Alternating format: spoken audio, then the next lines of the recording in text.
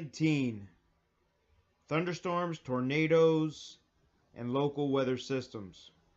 I want you to learn a few things.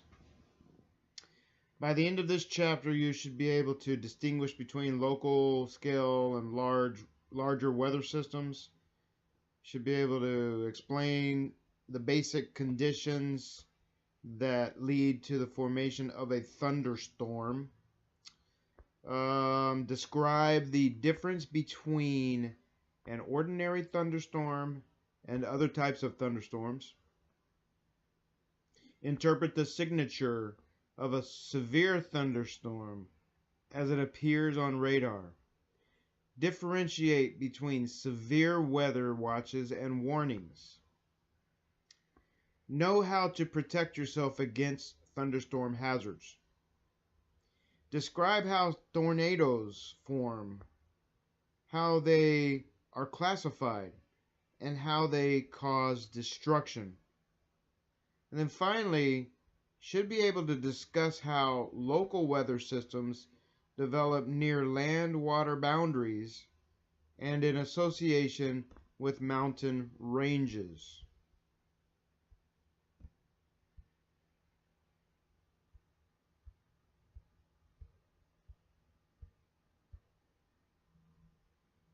There's a couple of things, a couple of areas within this chapter that I wanted to highlight. One of them is called the lake effect. The other is called a supercell storm or supercell thunderstorm. First, the lake effect storms are produced when a lake adds heat and moisture to the atmosphere. This is likely to take place early in the winter season after air temperatures have cooled, but before the lake freezes over. My first thought drifts towards Chicago, Illinois, Lake Michigan. This happens every single year for them, the lake effect. Keep an eye on this regarding the news when you start seeing winter come. Winter is coming. It actually is here. Second of all, supercell.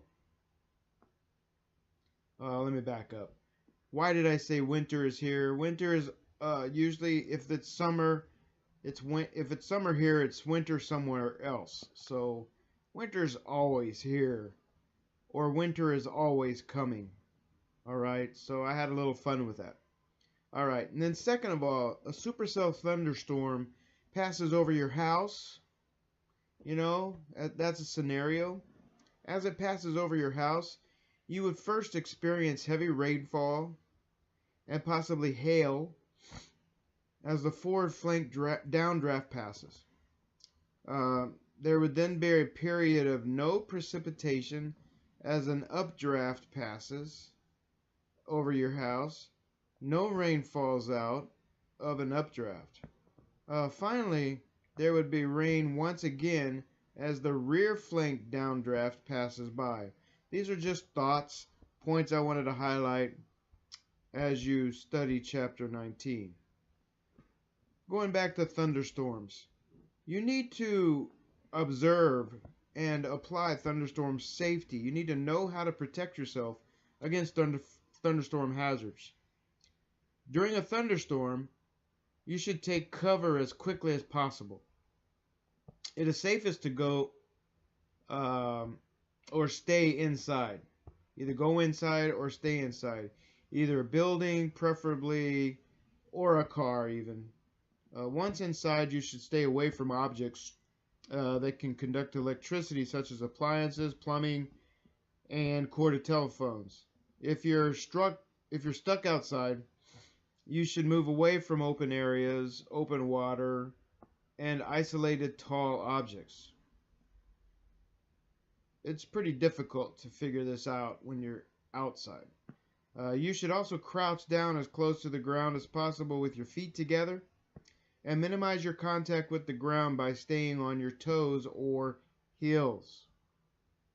Okay? Static electricity. A little bit about that. You should know how to protect yourself against thunderstorm hazards regarding static electricity. I'll give you a quick story about my own self.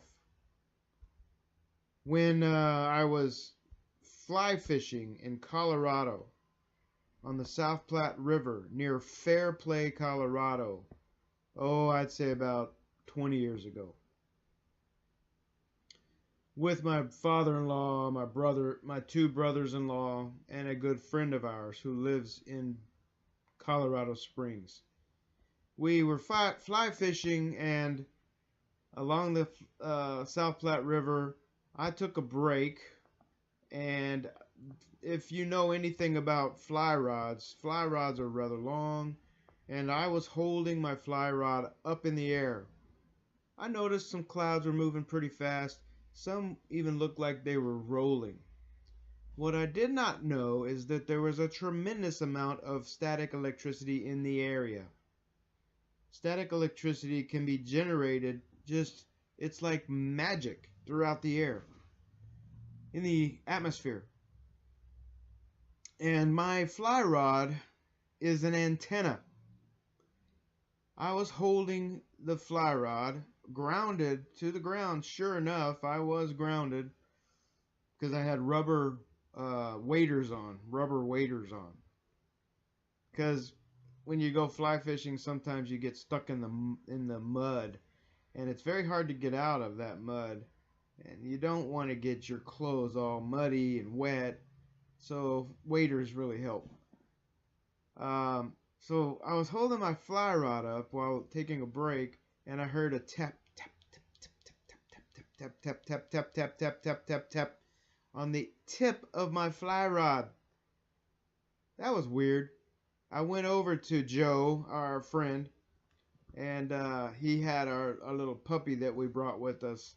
He was holding our puppy, and I was starting to pet the puppy. What happened was zap! I zapped that puppy. We called our puppy, our old puppy, Mike. I zapped Mike. That was weird. And then, I said, boy, I better take a power nap. That might be a sign from above. So I went into our vehicle. I think it was a Suburban. And took a nap. Came back out. Went up to Joe and said, 10 minutes later, hey, how's the fishing? And I tapped him on the hand. Zap! He got zapped again. So I held my rod up to the air. Tap, tap, tap, tap, tap, tap, tap. Holy cow. I have a degree in electrical engineering. I knew what was going on, and it really freaked me out. I was conducting electricity. You can do it. I can do it.